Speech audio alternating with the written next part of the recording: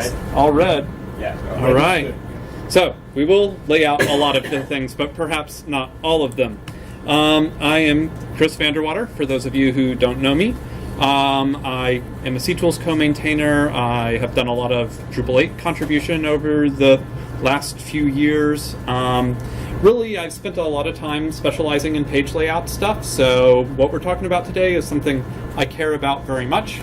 I work for Acquia, and I fix a lot of things with plugins, because I wrote a lot of that too. So, as you can see, I have lots of slides. We're going to demo, because that's really what this is about. So, as I'm kind of getting started here, who in this room has traditionally used panels for their layout? Yeah, panels, Panelizer. Can we turn these lights down at all? Is that possible? Like just the front lights, maybe? How about I do that? Maybe that? Is that good enough? Too small. Okay. How about, are these, can we kill the, yeah, just kill the lights. Great. All right. All right, cool.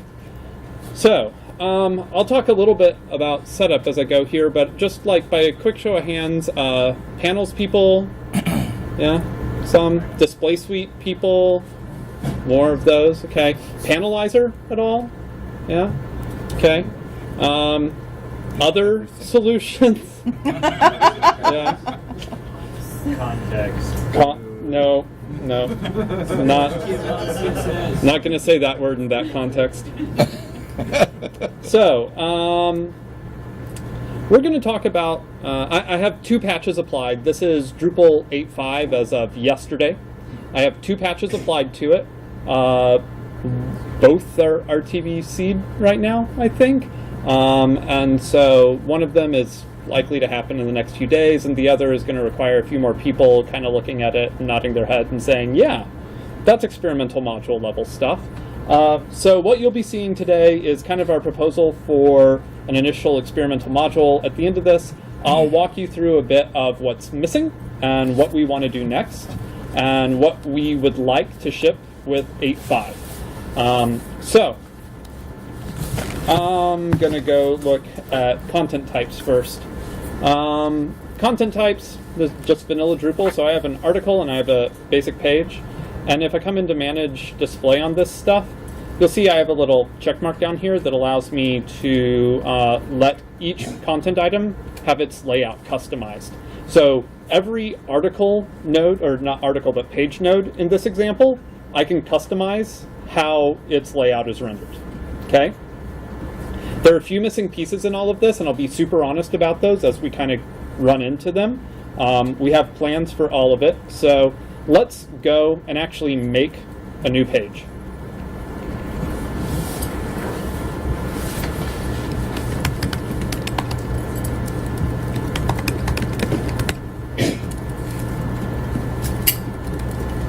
Okay, so first things first, you'll notice I didn't get my body. We are in the process of building a field block so that we can treat fields as blocks. CTools already has code for that, so I'll be spending some time probably today and tomorrow cleaning up that code and filing an issue in the issue queue. So that will come, giving you the ability to really say, oh, I want this field rendered this way in this region. Once... no, I'm good, but thanks. Maybe afterwards. So, once we are on a page that can have its layout overridden, today we actually have a tab for this. The UI for this will probably change a little bit, but I can click that, and I'm actually going to go ahead and close our administrative menu here, and you'll see I'm presented with a pretty simple UI that just asks me to add a section. Now, for those of you who have used panels traditionally, you'll know that panels is very layout-centric. That's kind of its thing. But the difference between this and panels in this regard is that when I pick a layout, I'm not stuck with it. I can go ahead and add multiple layouts together, so I can begin stacking layouts. And what this means is that, like, if you've dealt with something like Panoply or a distribution like that, say Lightning or Panoply, these will ship with 30 different layouts all in the install profile. And we really kind of don't have to do that in this case, because what this gives us the ability to do is just think about like the row of regions, if you will, and you can create atomic rows of regions and then remix them however you want. So this becomes a really, really powerful pattern for laying out your page in whatever mechanism makes sense to you. We can throw these away. Yeah. Just for someone who doesn't know, what's the difference between block and a section? Is a section just like primary content? Okay, so the UI on a bit of this is going to change just yet. Like, these visually kind of have the same level of authority on the page, and what we'll end up doing is we'll end up condensing like this add section stuff so that it is more directly attached to what is outlined in blue right now. So what's outlined in blue is a region, like in the sense that I can put blocks into that region. Okay. So this is a one-column region that I can stick things into. In this case, when you've seen demos, like if anybody saw Dries' keynote from Vienna, he had a demo playing in the background of this, and the layouts were really streamlined there. Like, they tore out all the extra regions that we didn't really need because of the approach we've got. That was really nice for doing a demo. I chose not to do that because, as I said, I'm going to be honest about certain problems we have, and the layout portion of Drupal was all committed in 8.4, and it had certain regions, and we can't just annihilate those regions because people using it would suddenly lose content on their page in an upgrade. So we're going to have those discussions, figure out how we want to move forward on it. Ideally, we would never have a layout like this presented in this sort of solution, because there's no reason to have a top region and a bottom region that's one column, because I could opt into whether I want that or not as I'm building the page. So any blue area is somewhere that I can put a block. Let's do that. I can come in here and say, like, I want the search form in this block. So I'm presented with a configuration. I can say, like, yeah, add that. Once it's there, I actually have the ability to reconfigure it, so I can tell it, like, don't display that title, and it just re-renders it right now. Okay? I can come in and add other blocks somewhere else. So, like, we could put who's online over here. And then I can actually drag and drop this stuff. Yeah, it has its moments. So I'm going to come in here and I'm going to save a layout, and you'll see I have a 2-column layout now with a who's online block and a search block right there. That's nice, but we oftentimes need more than that. Who in here has ever used mini panels? So this is convoluted, but if you go into the block layout system inside of Drupal, there's a custom block library, and inside of that you have block types. I have taken the liberty of going ahead and adding a couple of additional block types. One is an image block type, and it is simply just a custom block with an image field attached to it. No body, no anything, just image. And then I made a layout block.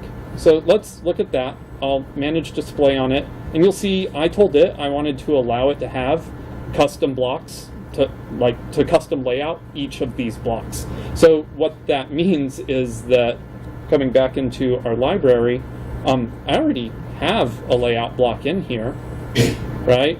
We can look at this thing and hit the layout button, and I have mini panels in core. Huh? Mini panels definitely lives, and I mean, custom blocks can reference custom blocks here. This header image here is actually the image block that I was talking about earlier. So I uploaded an image to it, I placed it within a layout that is also itself a block, and then, you know, if we like go to node 1, you'll see I'm using that block as a block on a node I pre-built before we sat down here. So if I hit layout on this guy, you can see, like, I've got a 2-column here, with a one column on top of it that has this essentially a mini panel in it, right? There are a couple of things missing from everything mini panels can do, but like the thing mini panels is most useful for, like header or footer chrome kind of level blocks, you could totally do this today in the patch that we've got here. And, you know, as I mentioned, this is all like drag and droppable, so like there we go. I can kind of reorder this stuff and move it around a bit and hit save. First question. Yeah. So for that mini panel block, is there a contextual link, like when you're editing this page, is there a quick way to edit the layout for that block? Absolutely not. Great question. I thought that was a stretch. All right, so the question was, is there a quick way to edit what I am referring to as a mini panel here from the layout that we're in? And the answer to that question is no. Should we consider that in the long run? Perhaps. I worry to some degree because, I mean, it's turtles all the way down, right? Like, you know. Well, I think that's the challenge, has always been the challenge Yeah. with panels, is there's 6 different ways to find the configuration page that you want. Yep. And that's always been a challenge. Well, there is one way to find the configuration page you want at this point, because it doesn't exist anywhere except in the block, Well, that's the comforting. custom block UI. Yeah. So, anybody notice something on this page that maybe you don't typically mentally associate with layouts? Another layout? How about revisions? So I can actually come in here and view some older revisions of this as it stood at different times. So you can see like what I started with, and then how we have kind of changed it as it's moved forward. Exactly how and when this is saved, I think is still a little TBD. So ideally, I'd be able to revert to the version of this that had this as the header, right? But what's the more important takeaway here is that the layout is actually stored in a field. So when we create a new region and start putting blocks into that region, what we're actually doing is creating a new entry in a multi-value field whose job is to keep track of what layout, what blocks, in what order, under what configuration, and we can also track the layout's own config. So you could feasibly build configurable layouts. What we choose to do with that, I think, is an open question. Some of the things I'd like to see happen in the long term, not in core, in contrib, are things like being able to reference media entities and having some sort of control over parallax background effects of the layout that you just placed. Doing things like maybe defining different regions, so having a dynamically defined region layout. So maybe it's an in-region layout and you define it on the fly as you place it. These things are kind of challenging because we have to decide how we want to deal with the CSS that goes hand in hand with doing those sorts of things, and whether we want to do like generated CSS or something else. But they're open questions that we already have support for from, like, in terms of how the layout system itself is working here. And the next thing that I'll just go ahead and answer, even though you may not be asking it in your head yet, is yeah, it supports multilingual. So you could totally have a different language layout right here on the same node. We don't have a UI for it yet. We have pitched a UI and kind of got told, maybe let's see what contrib does with this. But we have test coverage to prove that it works. So, and I mean, like, it's kind of the nuclear solution. You could completely make a different layout for one language versus another. And we get all of that because we chose to go with a custom field type. Yeah. I'm stepping back a little bit, but I'm like, the layout within the layout within the layout thing, I can see that kind of being like an inception issue. Totally. Where you know, you're trying to go back and now modify somebody else's layout and you have no idea like where the stuff is because they've embedded too many layouts inside of each other? Like, is Sure. there going to be some sort of management that controls everything? Well, in the sense that, like, we don't have something that is centrally an authority about everything that is laid out. Like, that doesn't exist. And would, frankly, kind of be difficult, perhaps, to do. Maybe it wouldn't be. How about like a depth limit? I mean, that would have to be arbitrarily defined. And to be frank, like, I mean, it's like the old menu system. I'm sorry, I'm going to go really old school. If you haven't been in Drupal for like 12 years, I apologize. But the menu system historically only went, what, 9 levels deep? 9, I think? Yeah, 0 or 9. Yeah. Fair. Seems like enough for And so the question is, well, how many is too many? And I'm not sure if we need to answer that question necessarily, because like there's, unlike menu routing, which had some performance problems associated with doing that, here the bigger problem would be maintenance, and it would be on the site builder. So like, yes, it is possible you could inherit a mess. Has anyone in this room never inherited a Drupal mess? I didn't think so.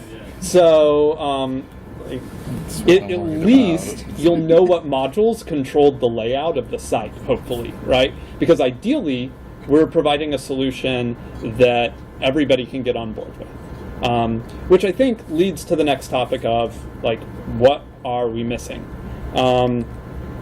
Although, actually, yeah, let's talk about, after this patch, we already wrote block visibility control for all of this, but it increased like 160K patch to 220, and we chose not to put it in the initial patch. So what this means is, when you saw me click configure on a given block, we'll have visibility control there as well, where you can click it and configure what conditions are applicable to this block. All the code's already written. We have test coverage for it. We'll probably need to clean it up a bit before it gets committed, but that is literally like the follow-up patch we'll be working on after this. Just a clarification, is that the standard Drupal block visibility of like which pages it'll show up on? Is it Yes. sort of standard block? Yes and no. Sorry, I'm going to get up on a soapbox for a moment. I hate, with a burning passion, the way that block visibility happened in D8. There are a whole host of reasons, but when you render a bunch of form elements that you have no intention of looking at 90% of the time, odds are there's a problem. And figuring out what the null state of those should be, when sometimes there might be values pre-baked into them, it becomes really problematic and difficult. That was a problem there. We didn't have the time or ability, I guess, to change that, and so we shipped the way that it was.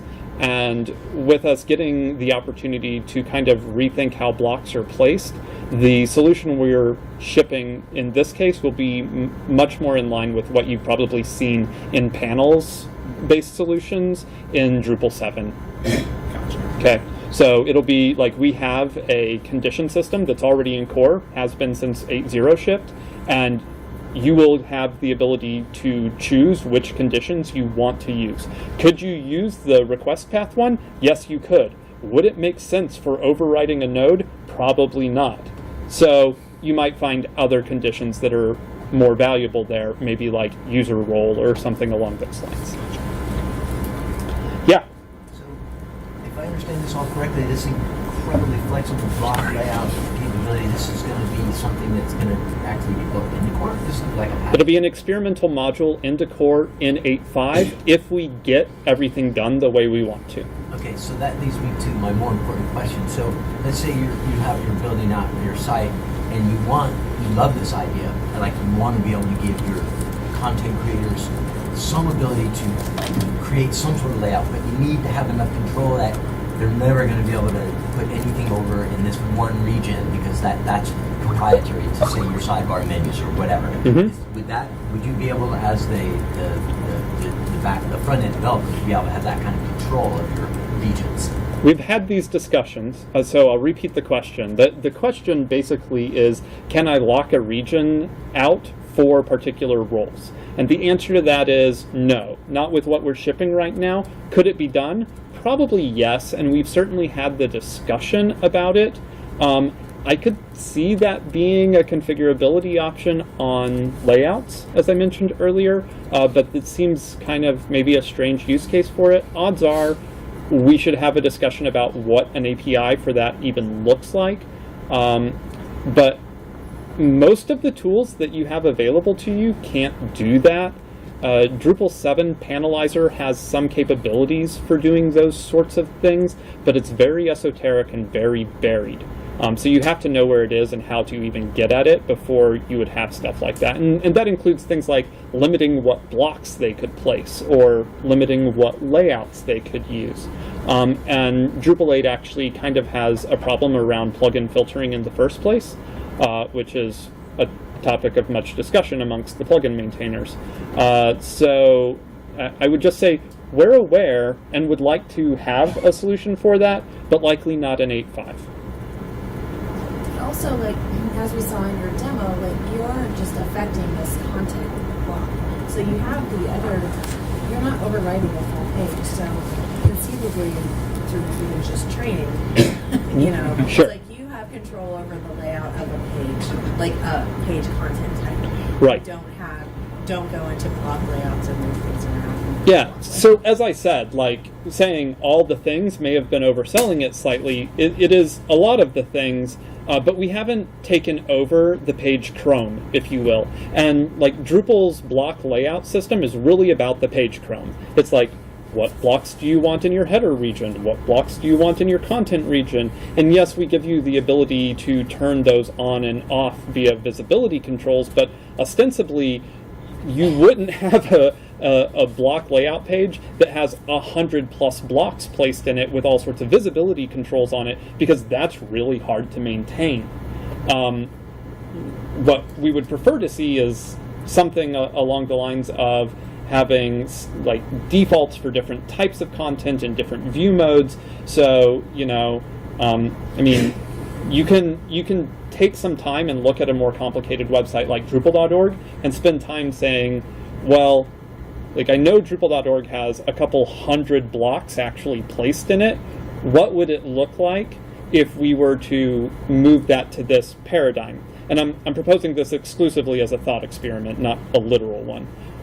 But like learning how to say, well, these all belong in a header block together, and so we have a logo, and we have the primary menu, and we have a search, and we have the user menu, and then underneath that, we have what's roughly like a header image with the Drupal text in it. Okay, can we make like one mini panel, if you will, that has all of that in it? Cool. Did that simplify what blocks we placed over in the block layout page? Yeah, it could, because these mini panels, well, those are reusable blocks that you could use in block layout. Like the header one that I built here, absolutely reusable via block layout today. Which is to say, like, yes, we haven't taken over any of the regions that were defined by your theme.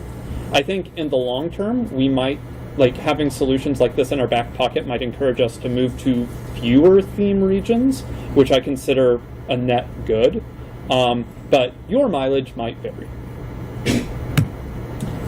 The next big thing that we need to be working on are fields as blocks, and I made some allusion to this, but you know, if you were to override a more complicated content type today, say article, you know, article's got a body, it has tags, it has an image field, and none of those things would render with the way the system is today. So we're going to introduce a block so that you can configure that as a block and render it. And the big one, the very largest of the things that we need to do after this, is we want to transition view modes to layouts so that you can go look at the, you know, full view mode of article and put together a same default that is laid out via this exact same mechanism. And that has a whole host of benefits, not the least of which is that we don't have to lay out every article. And secondarily, when you go to override a given article's layout, you could get a same default pre-baked into the UI. So you're modifying what is expected of an article, not starting from 0 and trying to probably replicate 80% of it. Which brings me to my next topic. As a group, we're pretty committed to not shipping this in 8.5 if we can't have at least this view modes as layouts thing, because we don't want a whole generation of Drupal 8 sites where every node has its own layout. That makes zero sense and is going to be a nightmare. So if you don't see this in 8.5, it's probably because we didn't get that. Questions, and I'll be happy to like fire up demo and do more there, but we've kind of answered a lot of questions as we were going, but please like take this time to fire off some more. So when you say view modes as layouts, you mean like Display mode. you create a view mode that uses the layouts engine as the layout, and then you can reapply that to any other content type. Right, so like this is the default for page displays right now, and the exact same, I don't need my performance page probably.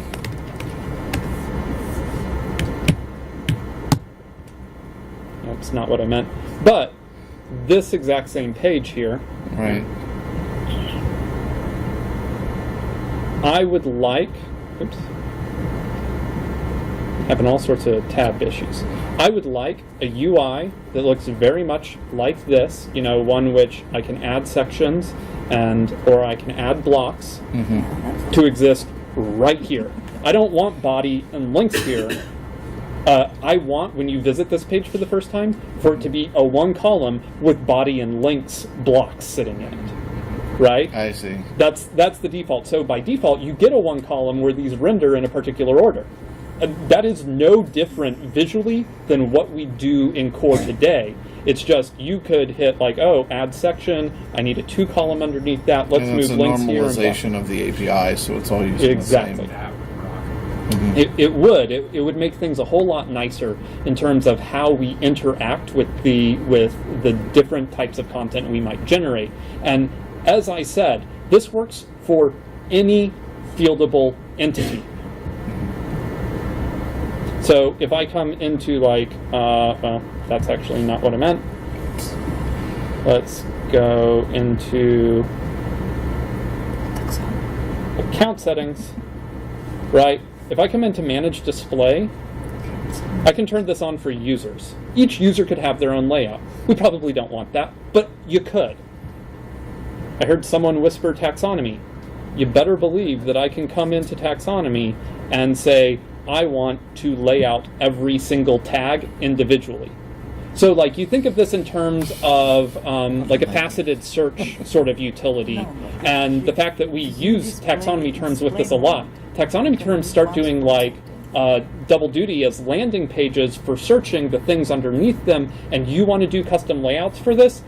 That use case is how I got into doing layouts in the first place. Was I had a client who wanted to do that, and I had to like rewrite a pretty significant portion of Page Manager to make it even possible. So that would be out of the box. Just click, turn on Drupal 8, right? So this is kind of what we're discussing, where we want to go, and we just need to have the ability to provide some sane defaults, bring to the whole system basically blocks everywhere. Like I don't want fields to render individually. I don't want you to ever say like, oh, this field here and that field there. No, you put a block that represents the field somewhere, because blocks are our analog for rendering things. We accept that, we get an enormous amount of benefit. And if you're at some shop who does like, some sort of componentized design via KSS or something like that, you can totally envision taking the like templates that you're building off that. Like you tell Drupal about it via hook theme, but hook theme is just what's there to like render the thing, assuming you have the variables. You have to manually get all of that. Well, if you tell a block what variables you need, like I need a node in order to render this thing, you can actually inform blocks of that. There's a whole context system built for informing plugins about runtime needs. And you just write a really simple block that says like, oh, I need a node, get the node, pass these portions of the node to this theme function. That's literally like you're returning an array. There's 6 lines of code there and some boilerplate.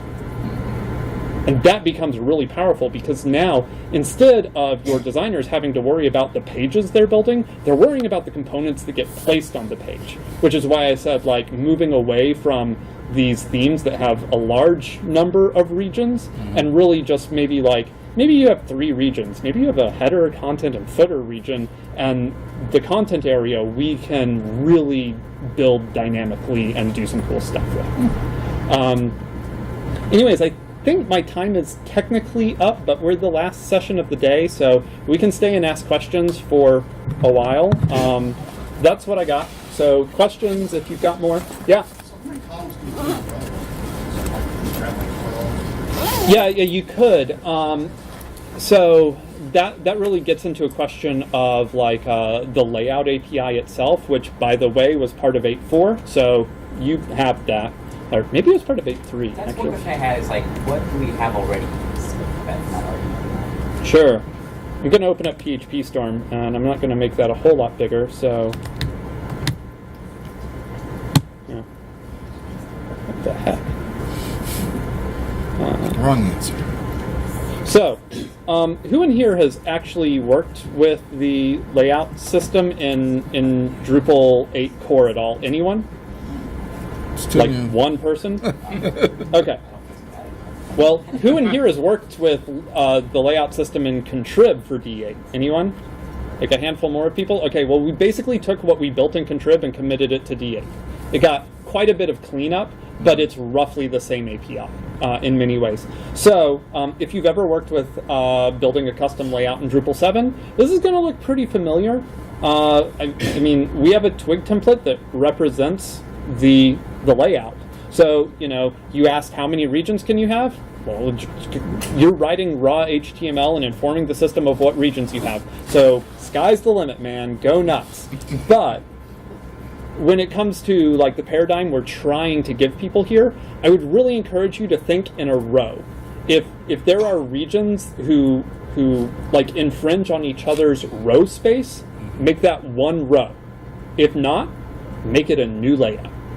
Because then, like I said, you get to kind of remix these rows of layouts together, and you get a really robust system that thinks in terms of like, all right, here's a layout. It just has these regions in it. Now I can do a 1 column or 2 column or 10 column, whatever it might be underneath that. And rather than having to think in like a 12 column grid and saying like, I've got a 12 column grid, but it's really a 2 column grid because this one's like call 8 and that one's call 4.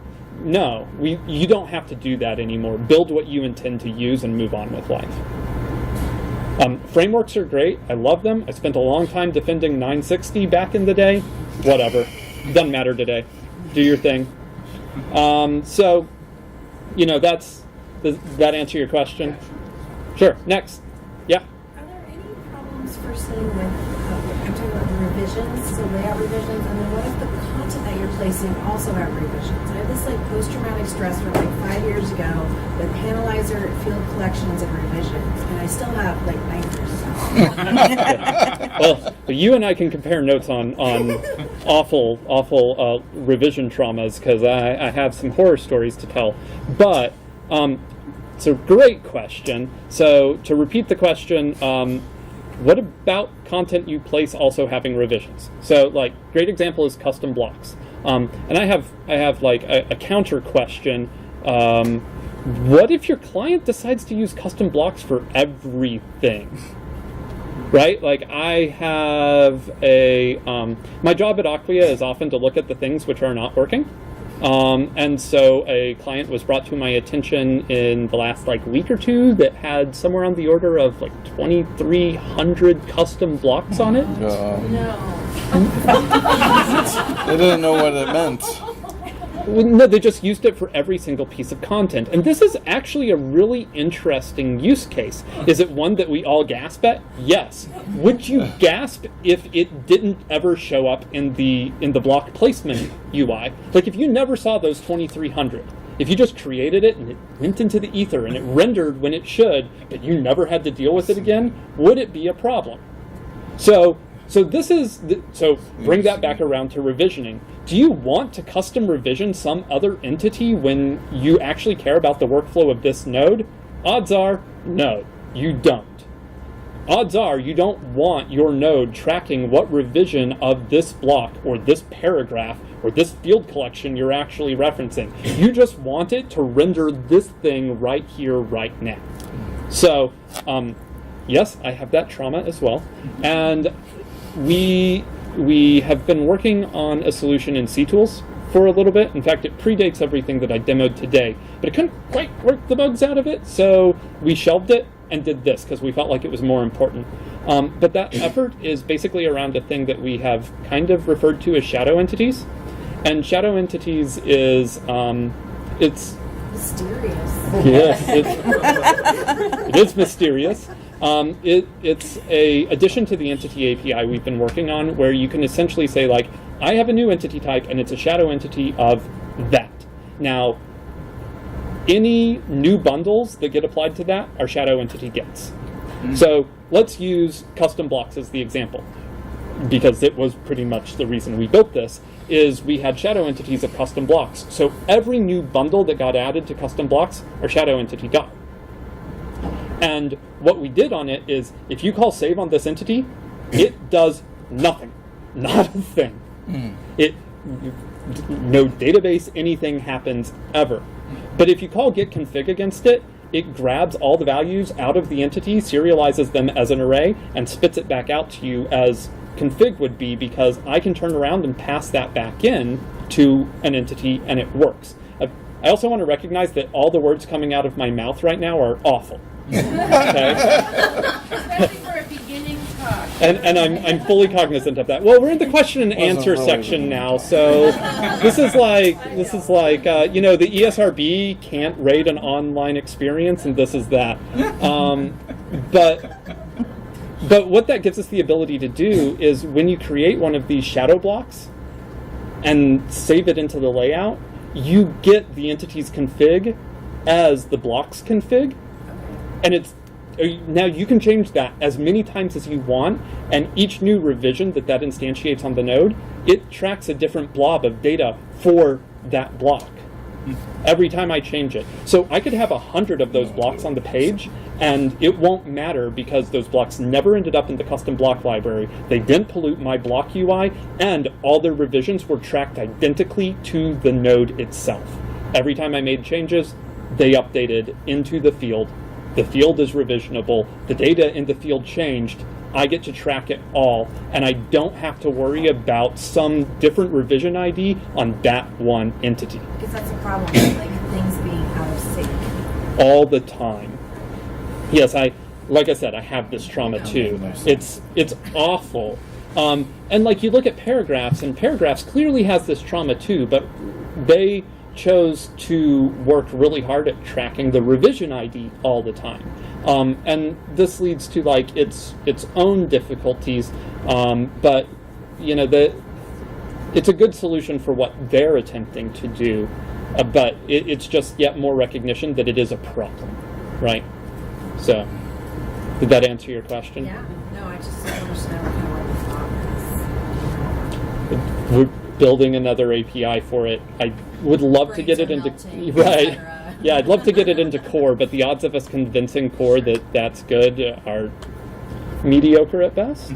Yeah. What do you think your success rate is on the getting the layout as blocks thing? This patch that I've demoed? So that's a good question. The product review team has already done a review of this and said, this is experimental level quality, let's ship it on to the next review team. So we have like a number of different gateways we have to kind of get through to get something of this size into core. Like, you know, if you're doing a relatively small patch, you just have to convince a core committer. But in this case, this is like a 160K patch that adds a whole new subsystem. So it kind of goes through a number of gates. We'll get murdered at the accessibility level and have to redo some things there. That's expected and understood.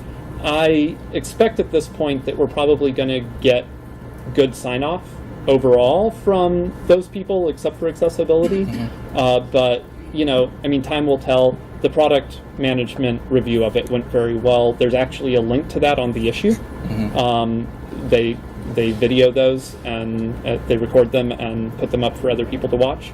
We'll have to see what the framework maintainers and some others think, but overall, we're all pretty upbeat and positive that this will go in as an experimental module for 8.5, and we'll just have to see what happens there. Like I said, if we can't ship everything we want to, we would rather pull it out and ship in 8.6 with everything than have like this generation of sites that are half of what we wanted it to be, because the half that we'd be shipping would be especially difficult to maintain ongoing. If we were shipping the opposite half, it would go. The view modes, you mean? Yeah, if we were shipping view modes and not individual like overrides, it would go. But that wasn't what I built first. I sat down and built this, so And also I want to recognize I didn't build this. A lot of people did.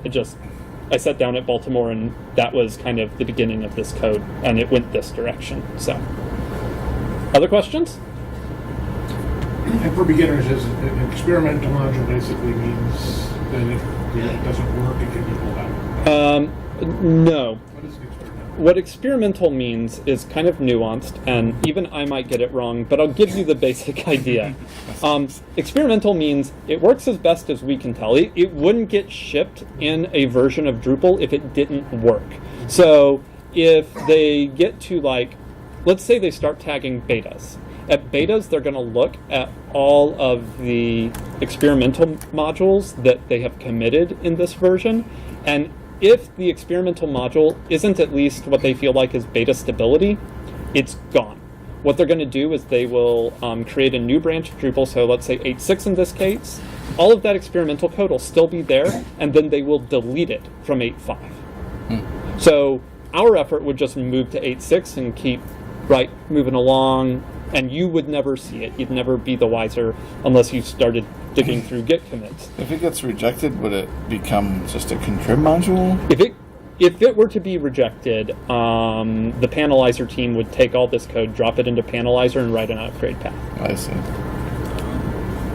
Because it's a bunch of panels and Panelizer people who have put in a lot of effort here, and we have collectively decided we are killing Panelizer. Oh, okay.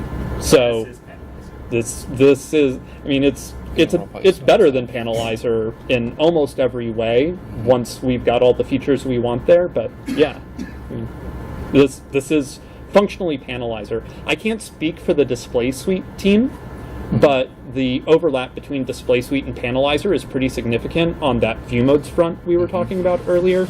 So I don't know what they're thinking going forward, but they'll have to reevaluate what they want to do as well. Is there any capability within the layout to kill the normal template sidebars, for example? No. Because so Page Manager has historically had some feature like that, and it did it all based upon just hoping to God the word sidebar appeared in that region name. So if you happen to use sidebar in more than one region name, say 2, it'd kill both of them, which was desirable functionality, but if you did it in 3, things could start getting a little interesting. So, no, given that it was all based upon just praying that word even appeared in the region name, it seems like the sort of code we don't want to continue forward porting into core. So, no, I think it becomes a bigger topic again about we have to start talking about the nature of a theme at that point. What is a theme? Is a theme a bunch of regions and some styling of it? Does a theme hold more than that? Is a theme really just the elemental components you're going to place and a little bit of Chrome styling? What is a theme, right? Because I'm clearly attacking a big portion of what themes have historically done here. I know it, and I want to continue doing it because I think it's valuable. You don't want to change your theme and have your page layouts suddenly break. Nobody wants that. So why do we continue to perpetuate a system which pretty much implies that that's exactly what will happen? That is the reality of Drupal and has been for a decade. More. So, you know, I think I answered that. Yeah. Probably answered this too, especially when we're having that discussion about the panels thing. There is one part of this I am struggling to wrap my head around. So the end users created this layout. Mm-hmm. I want a bar here and I want 3 columns or whatever, and they hit save. Is it creating actual blocks, or is it just like what is being stored where? Like that's the part I'm struggling with. It's like I get it, like when you're creating revisions, if these are just like creating if this is just data going into the database that's basically remembering the configuration of the layout on this particular node, then I kind of get it. But I was getting a little bit lost there with like what's getting stored where and how kind of thing. Let's see. What the heck do I call this? Does that question even make sense? It does. So, like, so we'll talk about how awful things are. This is the schema, or the here. I don't even know if you have it. It might actually help if I actually clarify why I'm asking the question. Is I'm just wondering, like, with many of the things that you can do, and then create like an admin view for, so that you can see them all. Is this something that you could, like, you know, you're talking about trying to keep track of revisions on a specific block that you've added to a page. So is this something I could actually create an admin view to show me a list of all my blocks that anybody has ever used on any page anywhere? No. Okay. So that helps right there. Yeah, there is actually a module in Drupal 7 that does that for panels. So any block used anywhere in panels, there's a module that tracks that. I forget its name because it's long and convoluted and includes the word panels somewhere. Right. But in our case, like, I brought this up because, you know, that is one of the layouts, right? And so that's all of the block config for however many regions this layout specified, right? And in our case, we only see 1 row of each of these because I went with the 2 column, which already comes with a top bar and a bottom bar in it. Otherwise, there would be multi-value entries for these, for each of the like rows of regions we added. But that is to say, like, you could, on entity save, check to see whether or not a layout field is associated with this, find out what blocks are in there, and begin tracking that information, but I have no intention of baking that into core. Does that answer your question? Okay. I see a new contrib module appearing soon. Is there a way to save a layout you've done and reuse it somewhere else? So that's why we want to do the view mode ones, is because when we're writing it there, that's like what you'll get by default, and then if you were to override a given entity, you would inherit whatever the default that you were staring at was, and then you're changing something custom just to that entity, but that's like as close to reuse as we have. There's not really a concept of like, hey, let's build reusable layouts that we can just slot content into. Any other questions? Cool. I'm gonna kill the recording. How does it work?